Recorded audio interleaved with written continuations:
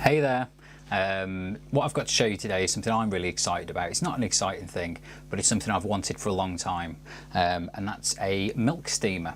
Now, I've got a good coffee machine with a milk steamer on it, but it doesn't pack any punch, so I wanted something that I could really froth milk with and get some really good results.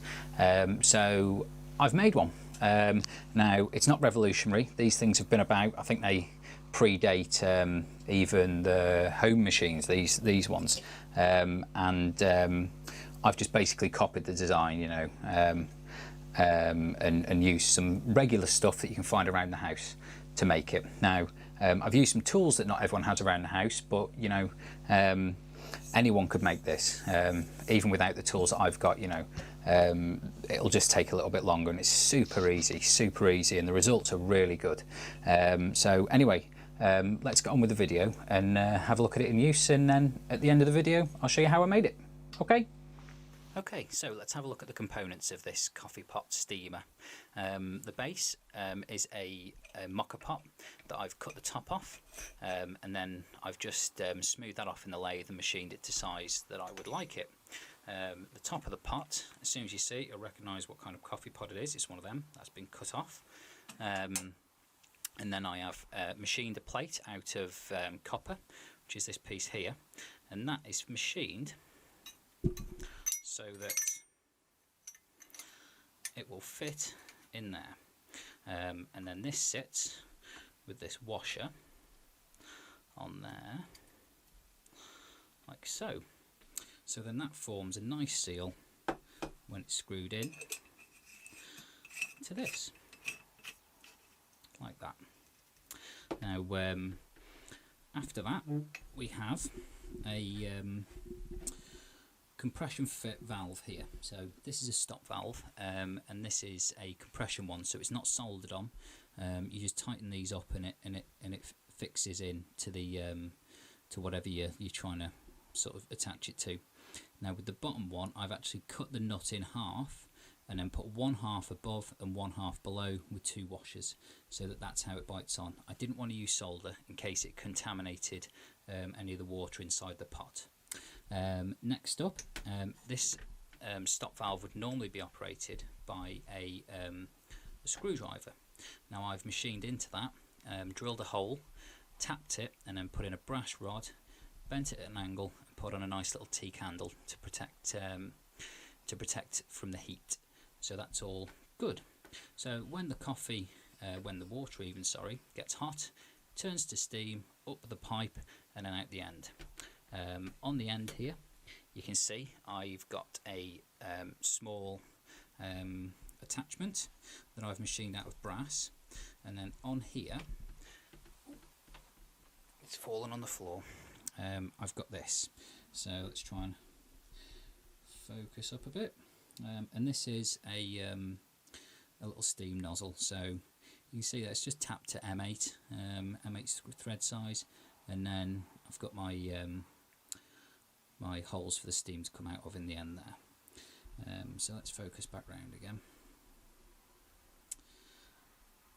and then that, there's a small little washer there, an O-ring, and then that goes on there. And it's as simple as that. Nice little coffee steamer. So then let's just turn this on then. So I've filled the reservoir at the bottom with water. Nothing special, just normal water. And then let's ignite. So there we go. So the heat's on now. Let's position that over there. Now it takes about probably about 3 to 4 minutes to reach boiling temperature. Now at the moment I've got the valve turned off. So that's off is up, and then open is across there.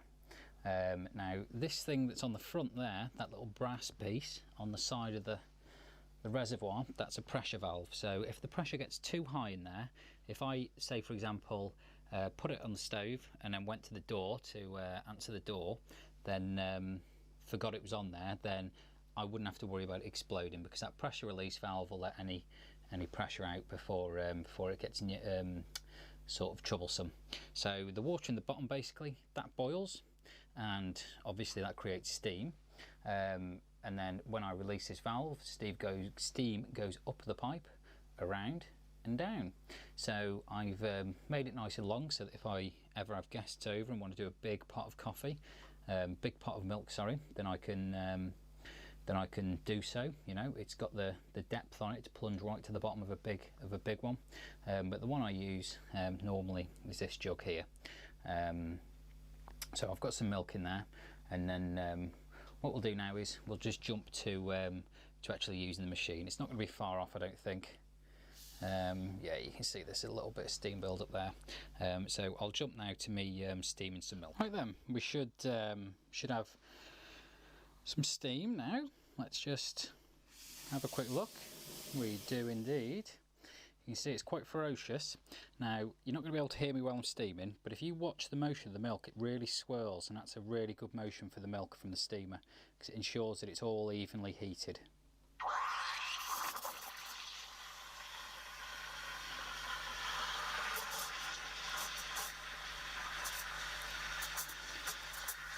You can see there the amount of steam I'm getting is not far off an actual big professional unit.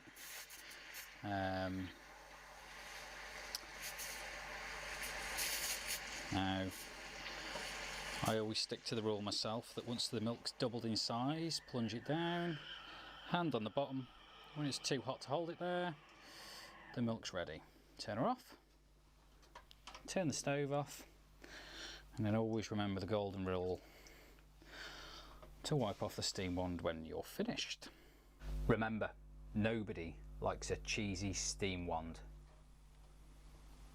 Okay, so that's all the milk foamed. Now you can see just here, look at that for some foam.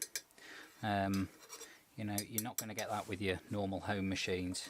I can at work with my big industrial one, but this is wonderful foam. So let's just get a nice little coffee going. Let's not be all fancy with some coffee art. Let's just get that in there. And voila. And there we have it. So I have to say, I'm really happy with the results from that that milk foamer. I've got to say it was a good 2 hours spent making it. Right, I hope you found that interesting. If you did, then it might be worth sticking around to watching how I made it. If you're not interested in how it's made, then please make sure that you subscribe, like, tell your friends, and join me on some more little fun videos. So yeah, anyway, thanks for watching, and now let's get on to the bit of building it.